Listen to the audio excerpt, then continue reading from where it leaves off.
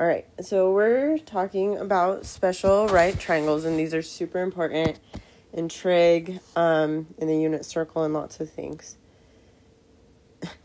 Okay, oh yeah, ravens. I don't know if you guys have looked into ravens at all. I'm sure, I don't know which videos I talk about them and which ones I don't, but I am a little obsessed with ravens and crows. They're just so fascinating. This is basically saying that, like, when you're nice to a raven or crow, they, like, go tell their friends about it, and then, they just become nicer towards you. Like, they'll start helping you. Anyways, I don't know. It's just crazy to me. I used to be, like, scared of ravens. Like, I would see them all the time when I was younger, but, they're not actually scary. I don't know. Anyways, okay. So, special right triangles. I'm going to show you how to, like, get the special right triangle. So, if we start with a square, and all the side lengths are 1. I'm just going to draw, oh yeah, they're all right angles. We can draw a perpendicular right there, okay? And so now I broke this up into 2 triangles. And now those angles, the 90-degree angles, got broken up into 45-degree angles, okay? And so we have a 45, 45, 90 triangle, which is one of our special right triangles, okay? And we know that those 2 side lengths are 1 because we started with a square and the sides are the same. We can find what does this say? Things I never learned in high school: how to do taxes, what taxes are, how to vote, anything to do with banking, how to apply for loans for college, how to buy a car or house. But thank my lucky stars, I can tell you about the Pythagorean theorems. I mean, I have my opinions on this. I agree.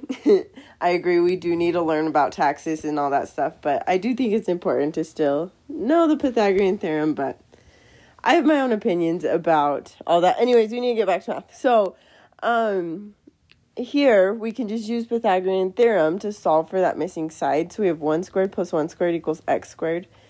So that's 1 plus 1 equals x squared, which is 2 equals x squared. So x equals the square root of 2. Okay, so that side right there is the square root of 2. And then if we could scale this triangle, if we just multiply everything by like a factor of x, so that's saying like the sides would be x and the hypotenuse is always x square root of 2. Okay? So in a 45, 45, 90 triangle, the legs are always the same and the hypotenuse is always x square root of 2. Cool? Okay, now let's get the 30, 60, 90 triangle. So now we're going to start with an equilateral triangle, which if this is equilateral, that means that all the angles are the same and all the sides are the same. So all the angles add up to 180, so just divide that by 3 and we get 60. All the sides are the same, and we're just going to call them 2 for this case, okay? And you'll understand why it makes it a little easier in just a second.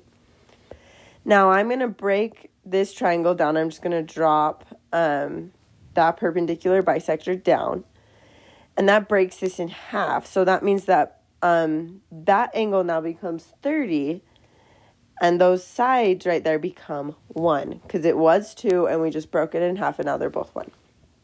Okay? Now, that is a right angle right there, so we can just ignore that part of the triangle. Now we can look at this right triangle right here. Okay? So, again, we can use Pythagorean theorem. So that's going to be 1 squared plus x squared equals 2 squared. Which 1 squared is 1 plus x squared equals 4.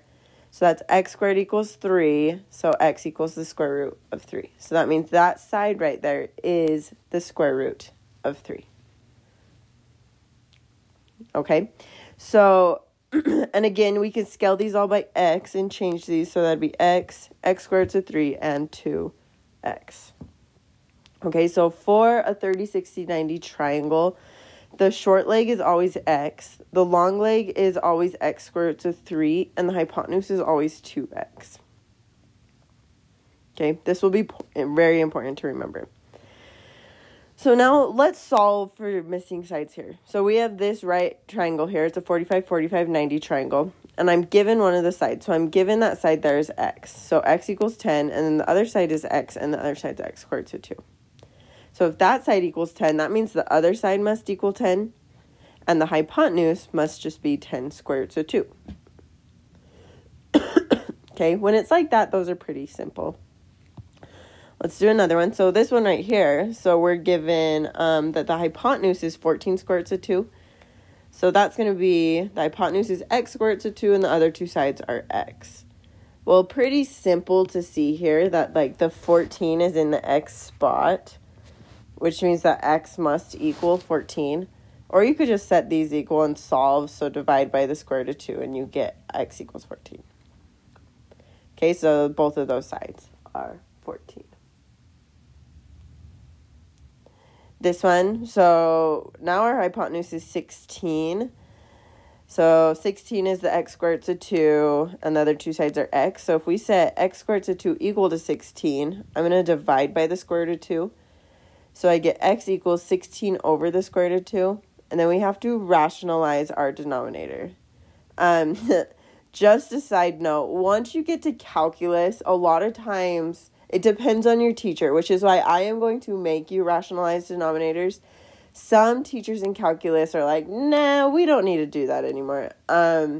So just so you know, it's like a controversial thing in math, but whether we should rationalize the denominator or not. It's weird that there's like controversial things between mathematicians. It's kind of funny. But anyways, we are going to rationalize the denominator. So I'm going to multiply both sides by square root of 2, or top and bottom by square root of 2. So I get 16 square roots of 2 over 2, which would be 8 square roots of 2. So both those sides there are 8 square roots of 2. Cool? Okay, let's get to our 30, 60, 90 triangles. So this one, opposite of 30 degrees is x, opposite of the 60 degrees, and if this is 30, that means this must be 60, right, is x squared to 3, and the hypotenuse is 2x. And they're giving us the hypotenuse of 8. So then I can just set a equal to 2x, and I get x equals 4. So then this is going to be 4, and then opposite of 30 is 4, and opposite of 60 is 4 square roots of 3. Let's do this one. So 30, 60, 90. So opposite of 60 is x squared, so 3. Opposite of 30 is x. Hypotenuse is 2x. So then I'm going to set 27 equal to the x squared, so 3. Divide by the square root of 3. So I get x equals 27 over the square root of 3. And we want to rationalize that, so multiply by square root of 3 to top and bottom. And we get 27 square roots of 3 over 3, which is 9 square roots of 3. Okay, so that means our short side is 9 square roots of 3. And our long side would be 2 times 9 square roots of 3, which is 18 square roots of 3. Cool? One more. So, this one, we are given that the short side is 5 square roots of 6. So this is going to be x square roots of 3, and 2x. So they're giving us x here, which means that this is an easier one. We can just plug it in. So like that one is going to be 2 times x. Well, 2 times 5 is 10, so that's 10 square roots of 6. And then that bottom one, we plug in 5 square roots of 6 there. So that's going to be 5 square roots of 6 times the square root of 3, which is 5 square roots of 18. But then we need to break down that square root. So that's 2 times 9, 3 times 3. Pull out the 3, so that's 5 times 3 square roots of 2, which is 15 square roots of 2. Cool? That's it. See ya.